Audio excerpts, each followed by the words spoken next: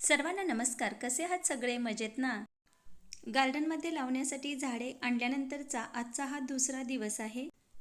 झाडं आता या बागेमध्ये लावणार आहोतच, पण लावण्याच्या अगोदर जे काही अजून कोठे दगड वगैरे राहिले असतील तर ते काढायचं काम आज सुरू आहे.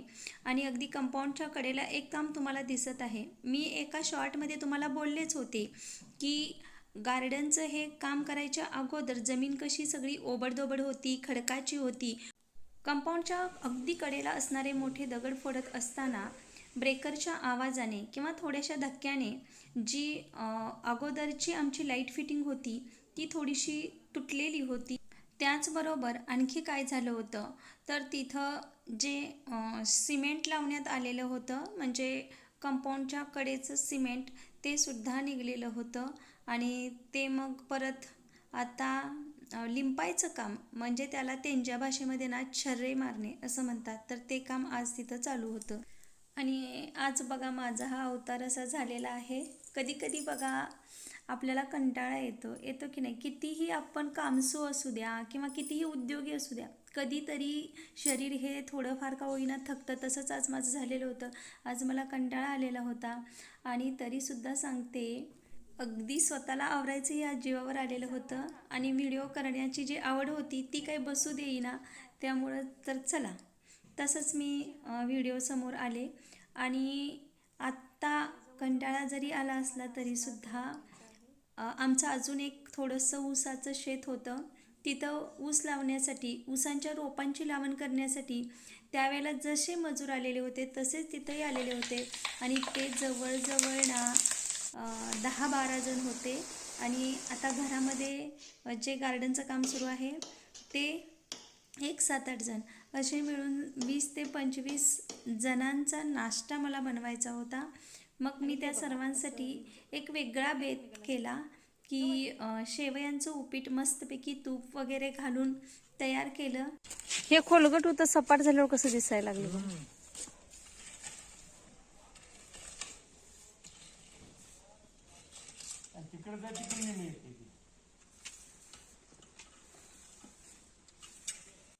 त्या सर्वांना नाश्ता दिला, त्यानंतर तितकाच चहा दिला.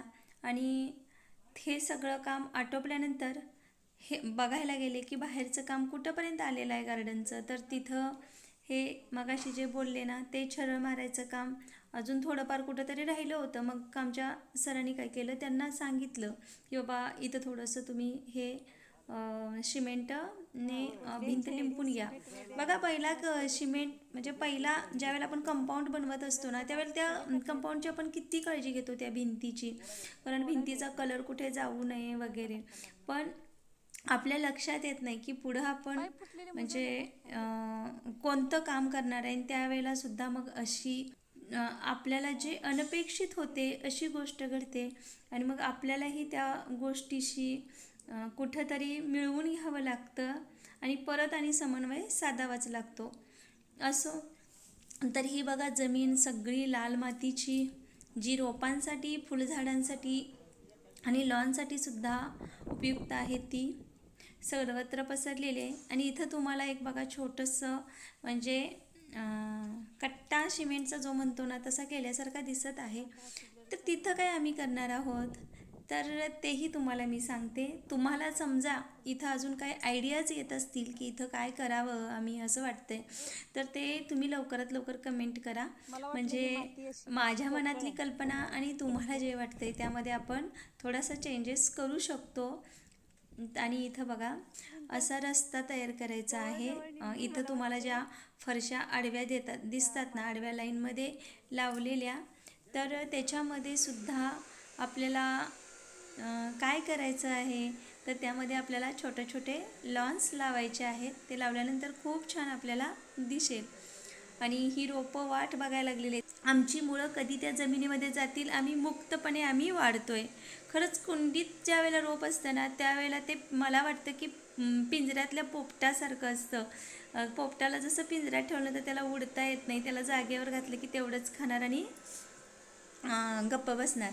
मग या रोपांचं सुद्धा असंच असतं. कुंडीत रोप ज्यावेळेला असतं त्यावेळेला त्याला जेवढी जागा दिलेली असते तेवढ्या जागेतच ते राहतं आणि तेवढ्या जागेत आपण ज्यावेळेला त्याला पाणी वगैरे देऊ तेवढंच ते पाणी शोषून घेणार. खत जेवढं घालू तेवढंच, त्याच्या बाहेर त्याचं जीवन नाही. पण मातीत ज्यावेळेला कुंडी असते ना त्यावेळेला म्हणजे मातीत ज्या वेळेला ना आपण झाड लावतो ना त्यावेळेला झाड ते स्वतः मातीतलं पाणी शोषायला, खत शोषायला सुरुवात करतं आणि जमिनीशी ते मिळून मिसळून राहतं आणि स्वतःची म्हणजे ते स्वतःच्या मुळ्या त्या जमिनीतलं पाणी शोषून घेतात. कमी जरी पाणी पडलं तरीसुद्धा त्या इतर अर्थ म्हणजे थोड्याशा लांब जाऊन जमिनीतलं पाणी शोषून घेऊ शकतात. पण कुंडीत तसं नाही, लांब जाऊन जाऊन तर किती जाणार. तर जेवढी जागा त्यांना दिलेली आहे तेवढ्याच जागेत राहणं हे त्यांना भाग पडतं. 1.25 फुटावर ठेवा. त्याची काय नाही म्हणजे 1-1 फुटावर बसते. ही आत्ता झाडं तिथं जागेवरती ठेवून घेत आहेत, कारण मग उद्या त्यांना खड्डे काढले की पटकन त्या खड्ड्यामध्ये झाड लावता येईल. उद्याचं काम सोपं होईल म्हणून त्यांनी आदल्या दिवशीच हे अशा प्रकारे झाडं वगैरे इथं नेऊन ठेवलेली आहेत. कोणतं झाड कुठं लावायचं वगैरे त्यांना जसं साहेबांनी सांगितलेलं आहे त्या प्रकारे त्यांनी ही झाडं तिथं नेऊन ठेवलेली आहेत. जर तुमची ही बाग असेल आणि तुम्ही कोणती झाडं लावली असेल तर ती सुद्धा अवश्य कमेंट करा. आणि होय. नाही बर्गचं पण नाही एवढं चांगलं दिसणार. तेच की त्यामुळे तेवढंच 1-1 फुटावर लावायचं ना. मग पिशवीत लावून अरे 6 झाडांनी मोठ्या झाडाचा बुंदा असा आहे.